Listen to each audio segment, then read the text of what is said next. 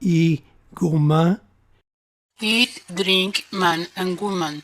Where the gourmandise is not a sin. iGourmand, Gastronomy and Luxury Goods Business.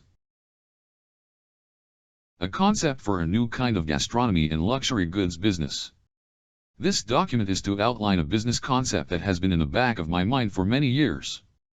The main reason that it is still in the back of my mind is that the project requires substantial commitments and financing, and that I was always waiting to find a place where I wanted to settle down and for other projects to move forward to be able to start this one. After postponing it for a couple of decades, I think that it is a good idea to bring it to the forefront and actually work on making it come through as the time seems right.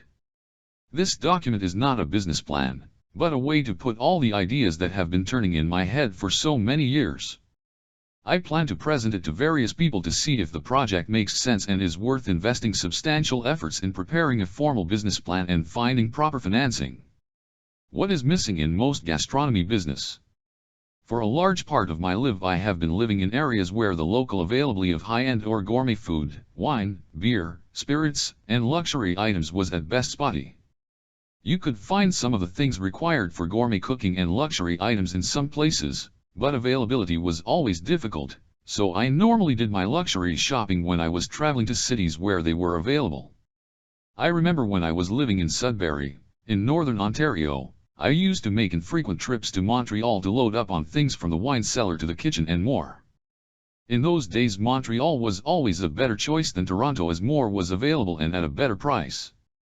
The main problem with these trips was finding the time to hit all the right shops in a reasonable amount of time. A typical trip to Montreal would start by me stopping at a large shop that specialized in tableware and cooking tools. I normally picked up some crystal glasses and a variety of kitchen gadgets there. The next step was to stop at the fancy wine, beer, liquor store downtown, the Maison de Vins, and load up on everything I could find from champagnes, wines, beer, Armagnac, and whatever else I could find. While downtown I would stop at my favorite cigar shop, and also do a bit of shopping for luxury items. I would also visit Chinatown for all my Chinese cooking needs. On my way out of town I would pick up 12 dozen bagels at the Fairmont Bagel Factory. Next stop was my butcher to pick up some fresh vacuum-packed foie gras, and stop at a nice fish place where I would get some frozen scampi, assorted seafood, smoked salmon, some canned foie gras, oscitra, and beluga caviar, truffles, and whatever else I needed back home. I normally drove back to Sudbury straight from the shopping trip several thousands of dollars poorer, but I had my luxury supplies for the next 3 to 6 months. This was over 38 years ago, and even back in those days I was always thinking that somebody should put together a proper gourmet, luxury item shop so that people looking for the best could have a one-stop place to go for all of their needs.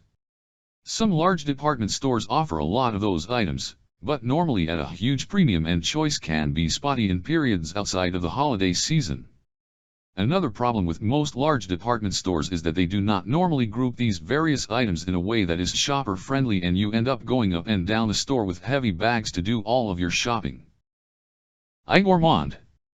Curriculum vitae, Luke Paquin.